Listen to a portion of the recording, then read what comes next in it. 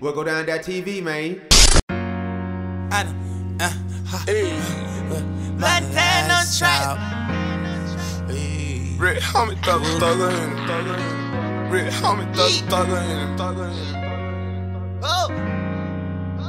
Rich gang. Fucked up, baby.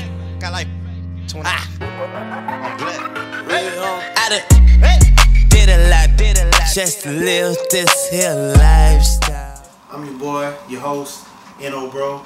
Sitting here doing a segment on Rich is What You Make It.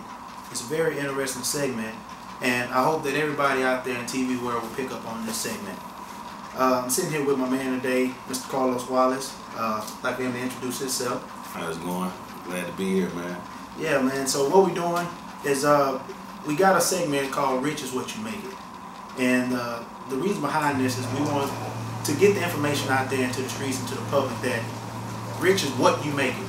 It's not identified by society. It's not identified by another person. It's really about what you make it. So the importance of this situation is to get the information, get the knowledge out there so people can hear it, see it for themselves, and take heed to what we have going on here. Today we got Carlos Wallace here. He's the author of the book. Let's talk a little bit about the book, Carlos. Yeah, life is not complicated, you are. And it's funny you bring up Rich and what it is to you. There's a chapter in there entitled Success. Okay. And I encourage everyone to read it because as we were speaking off camera, you know, success is not just measured by a monetary amount. Like, Correct. And what I talk about in that chapter actually is we'll never know if we're successful because that'll be determined long after you go. Okay. The people will determine your success, and that will be measured by them wondering, man, how can we fill the void that this person, you know, them departing Earth, the void that's left behind. Correct. Correct. And that's true success to me. That's true success. Do you see it being somewhat of an epidemic or something of that sort of our younger generation today that's thriving so hard to become rich, or what they call in their society, what we call in our society rich? Do you see that in the community today? Oh, it's terrible. You know, everyone falls in love with the end result, you know, with the final product. But there's so much, you know, if you look from a 1 to 10, there's so much between 1 and 10. Right. You know, everyone want to skip the 2 through 9. Right. Exactly. And you know, the youth today, man, I call it the microwave generation. You know, they want to put a full meal in there 30 seconds later and they got a full spread. Done. You know? You're right. I agree with you. I agree with you. Whereas, you know, we had to go pick the peas and snap them, and you had to wash them. Right. You know, and the whole nine, like there was a whole process. That went into the full meal. Right. And so in society, we're kind of seeing the same thing. You know, I have a certain lifestyle that I live, and I'm comfortable. I wouldn't say, by the definition of the streets, I wouldn't call myself rich. Yeah. But I'm comfortable. But you know, that's a 20-year career. You know, and a lot of bumps and bruises along the way. You know. Right. Whereas a young kid see me and they go, man, I want to be just like that. Yeah. Today. You know what I'm thinking? Right. You know, when I was your age, you know, I wasn't afforded the same quality of life that I have now. Right. You know, and it's disturbing because they want to skip the 2 through 9. Right, the process. And oftentimes it just leads to destruction. Exactly.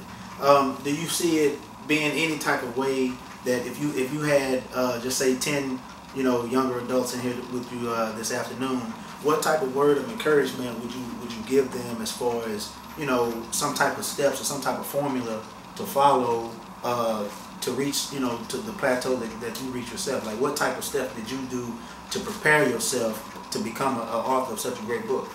Well, one thing I would tell them all is do the work. You know, do the research and do the work. Don't just take any wood nickel. Don't just take what someone tells you, you know, the route you should take.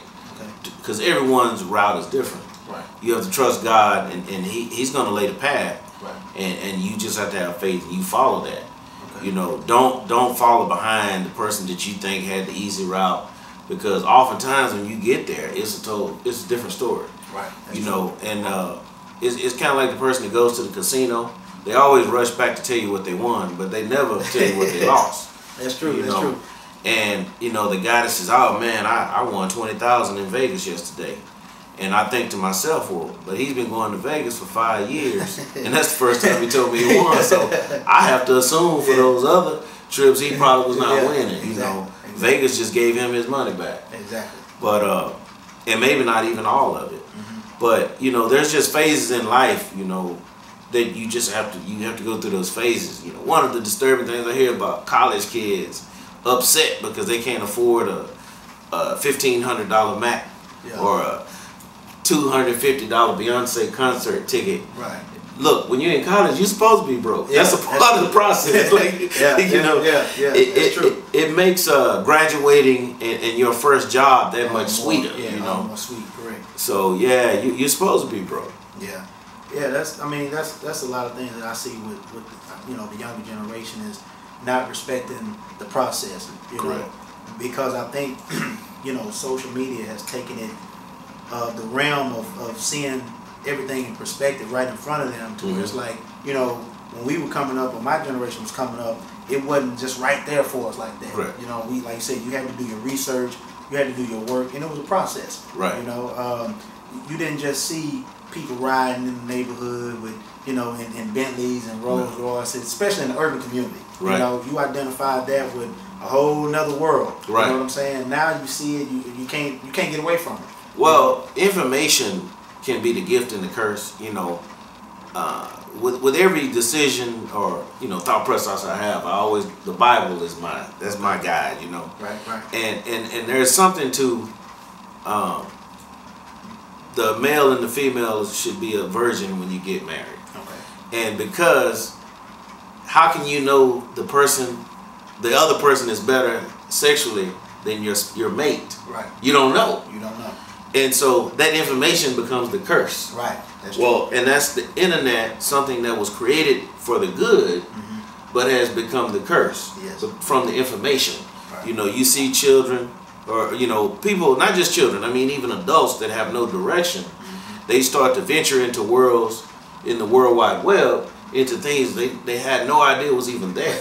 And so then they want to bring that into their home and their community, their city, and hey, everything don't fit everywhere. Correct. You know, so in that case, the information again becomes the curse. You know, I grew up in a very small town, and then I think it had 12,000 people, 13. To me, that was the world. Yeah. You know, and then I joined the military, and I ventured out, and I went to Japan and saw more parts of the globe, and I saw there is more world out there. Right. It's more out there to get. Huh? But I was at an age that I could kind of understand it. You know, young adult, and then as I continue to grow, I continue to discover more world. Right. And you know, and I was able to ascertain and take it in because I was mature enough to do so. Right. You know, but I think now you have that 12-year-old, his mind is already in Japan. You know? Yeah, and when we see that on a more daily basis, man, like, you know, it's really, I see so many of these kids, man, I see on TV, it's robbery after robbery after robbery after robbery after robbery. And I'm thinking, I can't help to think, but it's about wanting to have the money now, wanting to have the goods now, wanting to have, you know, the assets right now, you know. And like I said, just like what you were saying, the process. None of these, you know, a lot of these youngsters now, they don't want to work for what they, you know, what they earn. You know what I'm saying? That takes too long. And that is like it takes too long. Yeah. So the whole message is, you know, we have to try to get back to understanding that you have to plant those seeds. Correct. You know, we have to plant those seeds. So I think it's important for the parents out there that have, you know, teenagers, those 12-year-old, 13-year-old, 14-year-olds, and even, you know, college students, to help them understand that planting those seeds is very important, because those roots are gonna grow deeper and deeper and deeper. Correct. And each generation, in my belief, should go further. You know, I'm hoping I went further than my parents, and I'm hoping for my children to go further than me. You know what I'm saying? So those seeds have to be planted so that we can, you know, migrate and do bigger and better each generation. Correct. And I think the more we keep trying to shortcut and, you know, cut people off and do stuff like that, I think we, as not only our people, I think us as a whole, is going to suffer from that. Absolutely. So I'm hoping that this segment is going to be an interesting segment to where we can get people on board to support this cause and support this movement. And I'm glad that we was able to stop by here, man, speak with you. Now I would like for you to basically talk a little bit about the book, as far as where can one go purchase the book, or where can one obtain this book. I heard you speak earlier about you about to have an audio book coming out soon. Yeah, going to the studio to the audio. Talk to us a little bit about that, about purchasing and your audio book coming out. You can. Life is Not Complicated. You Are by Carlos Wallace. It's in Barnes and Noble and on Amazon and wherever books are sold. But I encourage you to go to carloswallace.com. Okay. All my social media connects are on there, and you can get in touch with me for speaking events. Okay.